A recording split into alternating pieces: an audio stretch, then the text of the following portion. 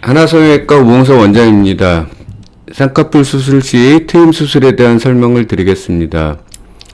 그 전에 말씀드린 쌍꺼풀 수술의 효과입니다. 쌍꺼풀이 없는 경우에 눈을 좀 이렇게 가리게 돼서 쌍꺼풀 수술을 하게 되면 이 눈동자나 눈이 보이는 양이 많아지면서 시원하게 됩니다. 그게 쌍꺼풀 수술의 효과입니다. 이런 잘못된 앞트임, 뒤트임, 밑트임의 사례를 먼저 보여드리는 이유는 요 앞트임, 뒤트임, 밑트임에 대해서 설명을 하는데 현재 잘못된 수술에 의해서 이런 잘못된 수술 결과가 많이 나오고 있습니다. 그래서 앞트임, 뒤트임, 밑트임에 대한 정확한 정보를 드리겠습니다. 그러니까 뒤트임하고 밑트임이라는 거는 원래 쌍꺼풀 수술 내에는 없는 내용입니다. 근데 일본에서 한 11년, 2년 전에 일부 의사들이 일본의 어떤 유흥그룹의 일부에서 이런 수술을 하는 거를 일본 의사 일부가 발표를 한 적이 있습니다. 그래서 그런 수술 방법을 이용해서 뒤트임이나 밑트임을 하는 수술법이 한국에 들어온 겁니다. 그래서 일부 한국 의사들이 이를 단순히 우리나라에서 받아들여서 그런 식으로 수술하고 홍보함으로써 여러 가지 문제를 야기하고 있는 현실입니다.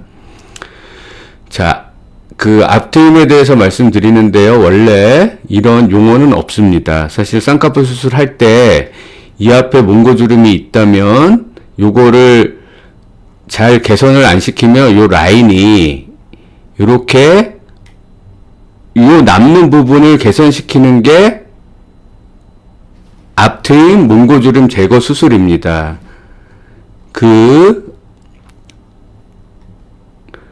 어느 시기 이후로부터 이런 앞트임이란 용어를 따로 쓰면서 이런 수술을 하게 됐는데요. 앞트임이라는 거는 요 앞쪽에 있는 부분을 이렇게 해결하는 수술입니다. 예전에 요 앞에 있는 어떤 문제를 해결하기 위해서 이건 약간 재건의 개념인데 디자인한 수술 방법들입니다.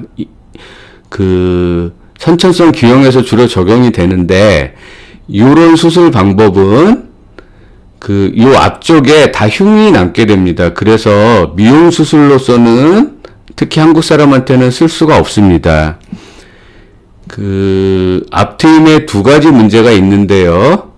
여기에다 흉을 많이 남겨놓는 그런 문제가 발생하면은 사실은 이런 앞트임은 오히려 부작용을 일으킨 겁니다. 그리고 두 번째로는 앞트임에 의해서 오히려 인상이 나빠지거나 인상이 나빠지는 이유는 여러 가지가 있습니다. 이런 여러 가지 이유 때문에 인상이 나빠지거나 흉이 많이 남는 경우가 있는데 이런 게 오히려 과도한 수술로 인해서 오히려 어색한 결과가 나오는 경우가 많이 있습니다. 저만 해도 쌍꺼풀 수술을 25년 이상 하고 있는데, 한 20년 전서부터, 요쪽은 아직 수술을 안 한 거고요. 요쪽은 한 겁니다. 요쪽 바깥쪽에 흉을 안 남기고, 요 쌍꺼풀 라인 안으로 주로 하면서 요런 앞트임을 해왔는데요.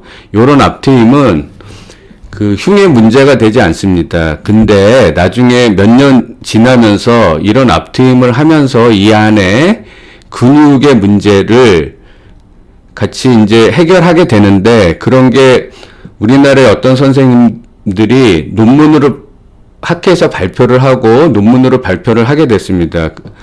그게 소위 말해서 매직 앞트임이라 그래서 사실은 저만 해도 20년 전 이상 전서부터 하고 있던 수술을 어느 시기가 지난 다음에 어떤 분이 논문으로 발표함에 의해서 대중적으로 많이 노출이 된 겁니다. 저희가 이제 요런 앞트임을 저희 병원에서 한 케이스들인데요. 앞을 부드럽게 하는 효과가 있고요. 그 다음에 요 앞부분에 흰자가 조금 덜 보이면 눈이 좀 모여 보이는 경향이 있습니다. 요런 앞트임을 하면 눈이 덜 모여 보이는 효과가 있고요.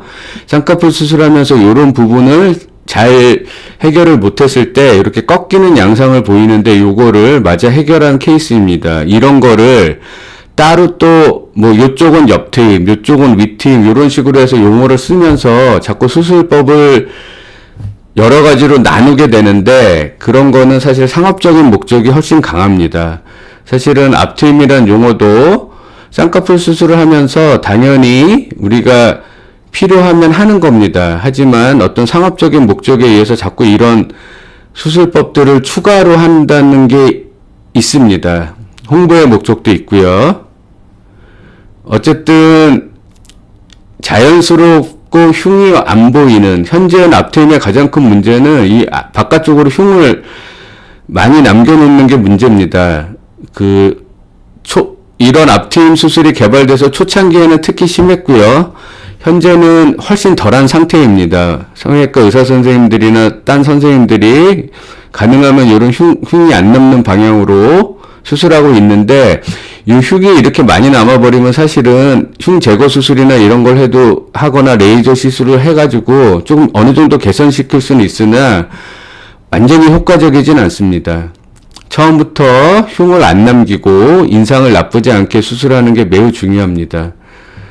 그런 식으로 수술한 전후 사진입니다. 마찬가지 사진이고요. 제가 이거를 보여드리는 거는 하나성형외과 홈페이지에 블로그에 이 내용을 새로 올리면서 이걸 보면서 설명하기 때문에 다시 보시려면 하나성형외과 블로그를 보셔도 됩니다. 이 뒤트임은 이 뒤를 트여서 눈을 좀 더 시원하게 하는 겁니다. 원래 이런 수술은 미용적으로 없습니다. 일본에서 10년 전 조금 전에 수술을 발표하면서 그거를 받아들여서 상업적으로 한국에서도 하고 있는 겁니다. 결론적으로 말씀드리자면 뒤트임의 효과는 거의 없습니다. 하지만 오히려 약간 효과를 보기 위해서 약간이라도 효과를 보기 위해서 이렇게 수술을 한다면 얻는 것보다 이런 어색함이나 약간의 흉이라든가 조금만 무리해도 이렇게 과도한 흉이라든가 여러 가지 문제가 발생되고 있는 게 지금 뒤트임의 문제입니다.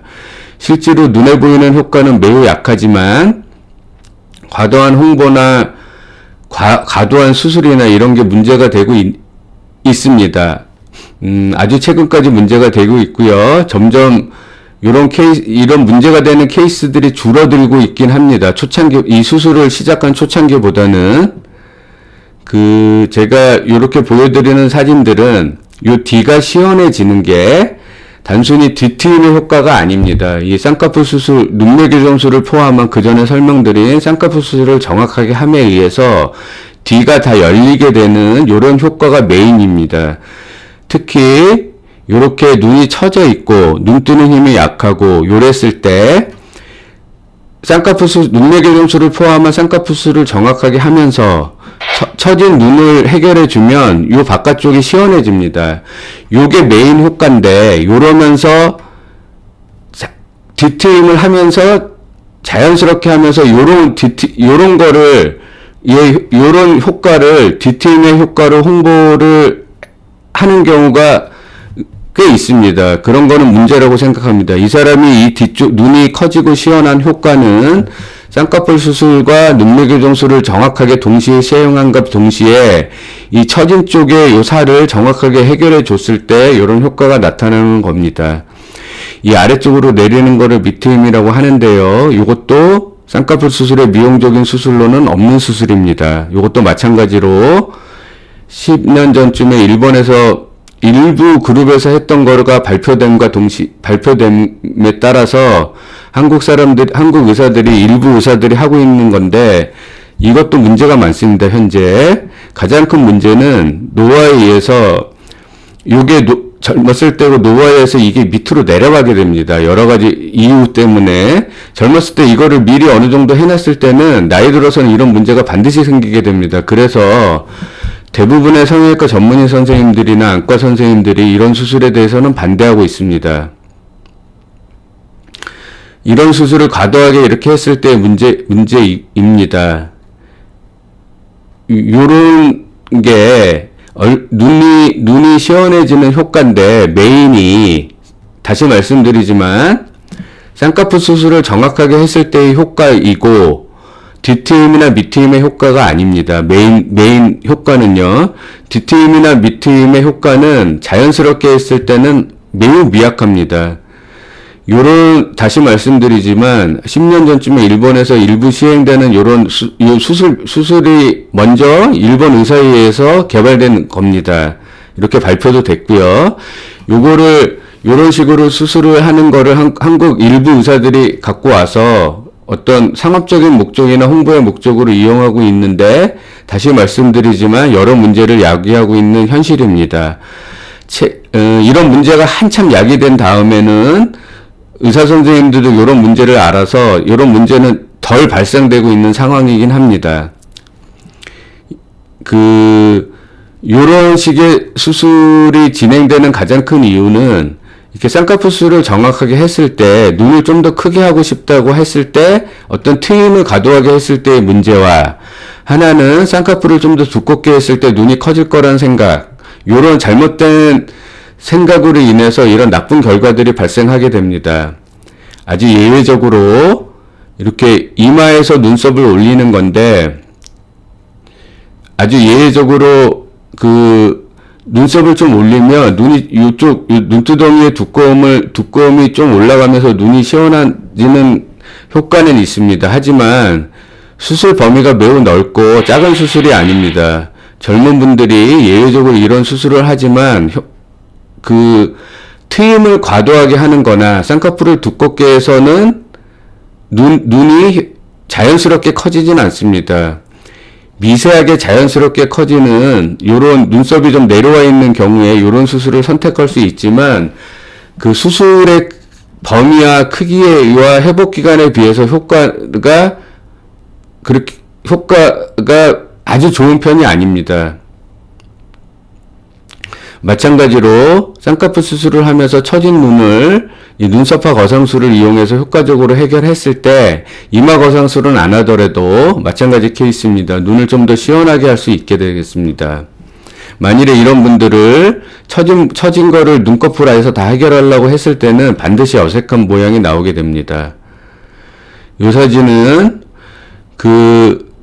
앞트임을 과도하게 했을 때 빨간 게 많이 보이게 되는데, 이럴 때는 인상이 나빠집니다. 요거를 빨간 거를 덜 보이게 하기 위해서 요거를 다시 이렇게 앞트임 한 거를 좀 트이게 하는 소위 복원이라는 거를 할 수도 있습니다. 근데 문제는 요것도 바깥에다가 수술을 하기 때문에 바깥에 흉을 흉이 남게 됩니다. 그래서 처음부터 이런 식의 문제를 안 발생시키는 것이 중요합니다. 이게 뒤트임도 이렇게 문제가 발생했을 때 그 안에서부터 다 재건을 하게 되는데, 어쨌든 처음부터 이런 문제가 발생 안 하게 하는 게 매우 중요합니다. 마찬가지로 밑트임도 과도하게 했을 때 개선시키는 여러 가지 수술 방법이 있습니다.